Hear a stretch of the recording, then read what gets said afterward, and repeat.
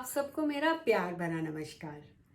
ये महीने यानी जून 5 से लेके जुलाई 5 तक 3 एक्लिप्स आने वाली है, 3 ग्रहण, जिसकी वजह से बहुत सारी डायनामिक प्लैनेट्स इकट्ठा हो जाते हैं और बहुत सारी चीजें होंगी जिसकी वजह से हमारी लाइफ उथल पुथल भी हो सकती है और हमारी लाइफ अच्छी भी हो सकती है। क्योंकि ग्रहण क्या है, ग्रहण के समय कुछ चीज बदलती है, कुछ खत्म होता है और कुछ नया बिगिन होता है।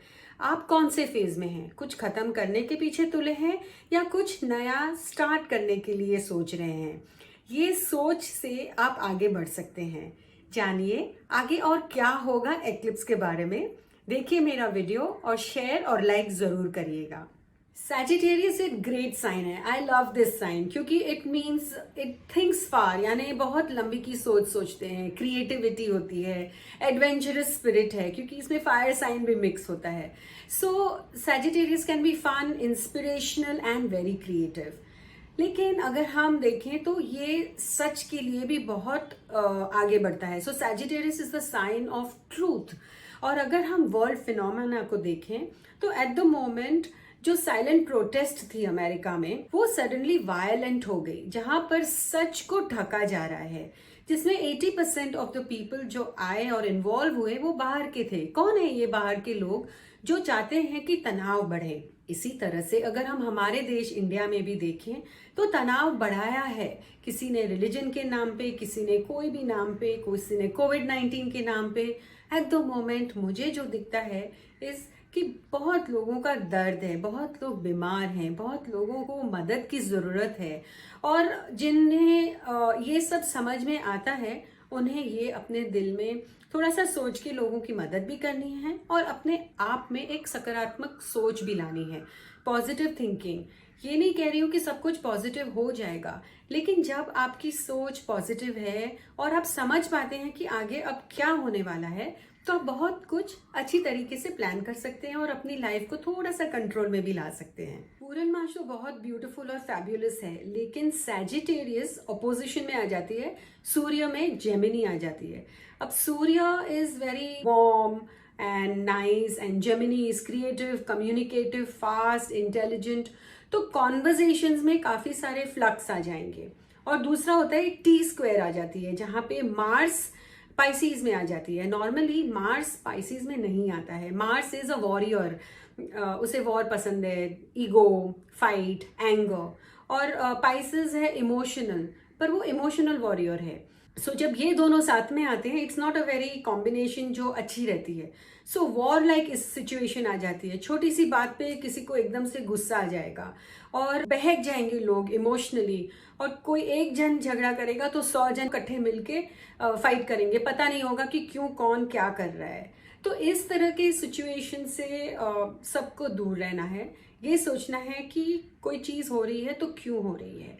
और स्पेशली जो सूर्य है वो 11 जून को ऐसी पोजीशन में आती है कि इट कैन हैपन कि कोई भी एक छोटी सी बात को लेके एक कोई बड़ी बात हो जाए। बहुत सारी हैपनिंग्स होती रहेंगी, लेकिन पॉजिटिव चीजें होंगी। क्रिएटिविटी है, इंस्पिरेशन है, इनोवेशंस हैं, आप कुछ नया सोचेंगे, कुछ नया करेंगे। अगर हम देखें वर्ल्ड फिनोमेना में आगे, तो सैजिटेरियस की वजह से स्पेस शटल वो मून की तरफ जो गया वो सक्सेसफुल गया। 9 इयर्स के बाद एक सक्सेसफुल चीज हुई है जो स्पेस में हुई है। तो सैजिटेरियस, जैसे मैंने पहले कहा था, ये दूर लंबे सफर के बारे में, क्रिएटिविटी, इंस्पिरेशन और कुछ नई टेक्नोलॉजी भी आ जाएगी, जिसकी वजह से हमारे लिए एज ह्यूमन बीइंग्स के लिए एक बहुत इंस्पिरेशनल चीज होगी। और आगे हम सोच सकते हैं कि no, there are good things, अच्छी चीजें भी होंगी। ऐसे ही आपको सोच के आगे बढ़ना है। अब जब इतने सारे प्लैनेट्स इकट्ठे आ रहे हैं तो नेपच्यून भी एक साथ में आ रहा है। जब नेपच्यून आ जाता है after 11th of June, Neptune क्या है? ये जो प्लैनेट है ये लाता है इल्यूजन एंड डिल्यूजन, यानी ऐसे एक पिक्चर आपको दिखा देगा, आपको लगेगा वाओ ये सब होगा, और फिर डिल्यूजन लाएगा कि अरे ये तो एक सपना था। तो एक माया जाल सा बिछ जाएगा आपके आसपास। आपको लगेगा नहीं ये कोई झूठ बोल रहा है, आपको लगेगा नहीं ये तो सच बोल रहे हैं, और आपकी रिलेशनशिप में बहुत तनाव आएगी। अब एक्लिप्स क्या होता है? एक्लिप्स इज कुछ शुरू करता है और कुछ खत्म भी करता है। So the beginning of a cycle और the ending of a cycle. आपको कहाँ रहना है? आपको कुछ बिगिन करना है, कुछ अच्छा शुरू करना है, या आपको जो है चल रहा है उसे खत्म करना है? आप किस दौर से गुजर रहे हो? आप क्या सोच रहे हो? आप किस चीज के बारे में ऑब्सेसिव हो गए हो? क्योंकि नेपच्यून ऑब्सेसिव थॉट लाती है। आपको अगर एक चीज पे गुस्सा आ गया तो आप उसके पीछे पड़ के उसको डिस्ट्रॉय करके रहोगे, भले वो आपकी रिलेशनशिप क्यों ना हो।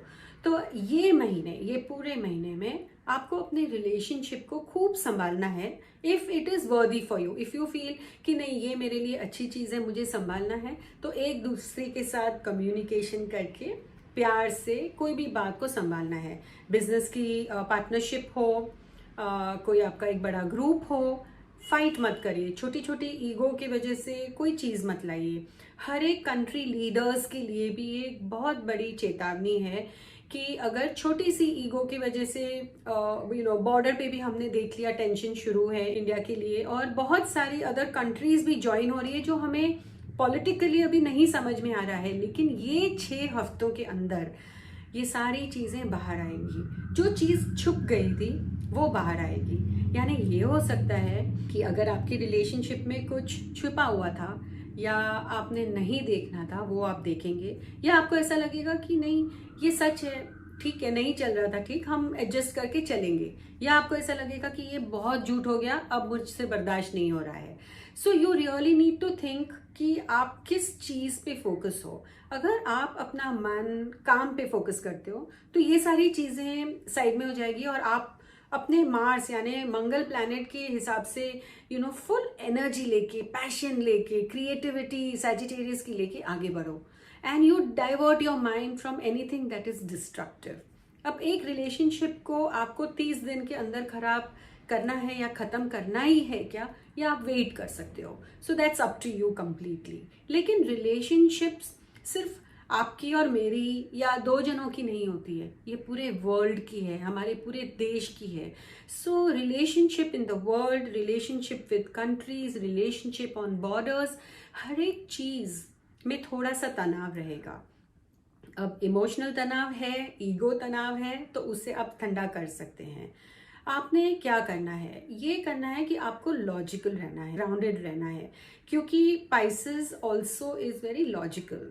एंड ये एनर्जी को अगर आप यूज करते हैं क्रिएटिविटी में, लेकिन लॉजिक से, तो सपोज एक सिचुएशन है कि बहुत सारे लोग इकट्ठे हो गए और कुछ तनाव बढ़ गया है, तो आपको ये सोचना है कि आपकी वहां जरूरत है क्या, आपको इसमें इन्वॉल्व होना है, आप सेफ हैं कि नहीं। तो आपको इस टाइम आपकी बॉडी को एनकरेज करके you have to make yourself strong. आपकी इम्यूनिटी को बढ़ाना है, आपके इमोशंस को बढ़ाना है, स्ट्रांग विल पावर बनाना है, और आपके स्पिरिचुअल पावर को भी बढ़ाना है। दिस इज द टाइम जब आपको अपनी अंदर की सहन शक्ति और अपने बल को बढ़ाना है। क्यों? क्योंकि कुछ सिचुएशंस ऐसी आती हैं जहां पर हम बहक जाते हैं, या कोई बीमारी जो अभी एट द मोमेंट कोरोना का चल रहा है, इतनी टेंशन है, इतने स्ट्रेस हैं, बहुत लोग तकलीफ में हैं, तनाव में हैं, जॉबलेस हैं, किसी का क्या क्या हो गया है, कितनी सारी चीजें बदल गई हैं। कभी कभी हम सुबह उठ के सोचते हैं कि इज दिस रियल, कि ये कोई सपना था, अभी भी डाइजेस्ट नहीं होती ये बात। तो आपको थोड़ा सा संभल के चलना है, लेकिन इतना याद रखना है कि creativity, inspiration, beauty, sign of Venus, ये सब बाहर आएगा और आप इन अच्छी चीज़ों को लेकर आगे बढ़ाएं। क्योंकि द यूनिवर्स यानी गॉड हैं या यूनिवर्सल एनर्जीज हैं, ये चाहते हैं कि हम आगे बढ़ें, हम इंस्पायर हों, हम कुछ अच्छा करें। So walk the path of goodness and increase your spiritual powers.